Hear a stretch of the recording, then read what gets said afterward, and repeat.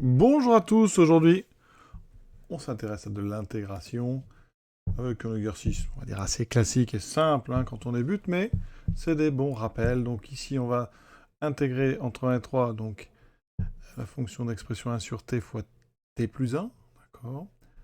Donc objectif, ça va être trouver des primitives de cette fonction et c'est pas évident.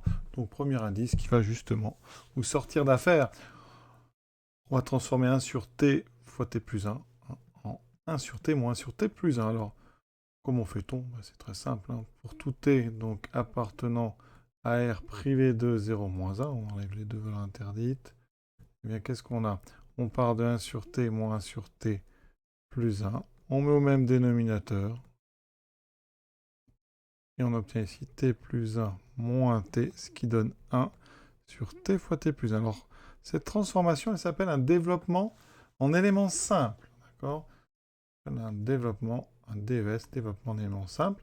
Ça permet, entre autres, de calculer les intégrales assez rapidement, en transformant une expression compliquée en une expression qui est facilement intégrable.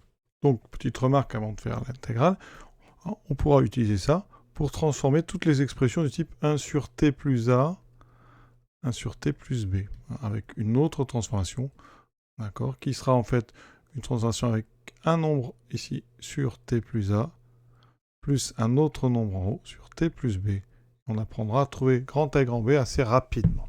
Donc ici, on a donc notre transformation. On va l'utiliser tout de suite pour calculer l'intégrale. Je pense que si vous avez un peu fait l'intégration, eh bien vous voyez tout de suite que ça va aller très vite.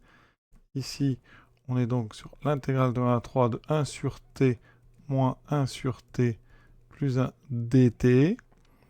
Il faut donc une primitive. Alors, important quand on primitive du 1 sur u, c'est le signe. Il faut que u soit positif. Donc ici, on est sur l'intervalle 1, 3.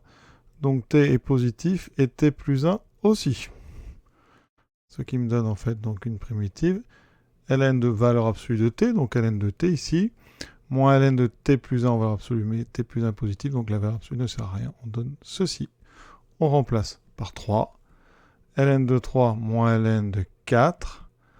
Moins on remplace par 1, ln de 1 moins ln de 2. Alors, ça donne ln de 3 moins ln de 4. Alors, ln de 4, c'est ln de 2 au carré, c'est 2 ln de 2, moins ln de 1 qui vaut 0, moins ln de 2, donc plus ln de 2. On trouve donc ln de 3 moins ln de 3, autrement dit, logarithme népérien de 3 demi.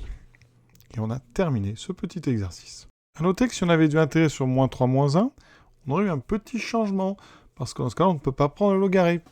Et dans ce cas, les primitives que vous auriez pu proposer, c'est ln de valeur absolue de t, moins ln de valeur absolue de t plus 1. Dans ce cas-là, on met les valeurs absolues, elles sont capitales, indispensables. Voilà. Ensuite, on remplace pareil par 1, puis par moins 3. Donc, ça nous donne ici donc ln de 1, moins ln de ici 2, moins ln de 3, moins ln de 4. D'accord? On voit que c'est exactement la même chose, mais opposé. Donc ça sera ln de tiers. Voilà. Donc à retenir, quand vous avez ici quelque chose sur la forme u' sur u, une primitive, je vais mettre comme ceci, c'est ln de valeur absolue de u. C'est quand vous avez un doute sur le signe de u, mais vous mettez valeur absolue comme ça. Mais il faut vraiment avoir du u' sur u ici. Voilà, je vous souhaite une bonne fin de journée à tous et à très bientôt.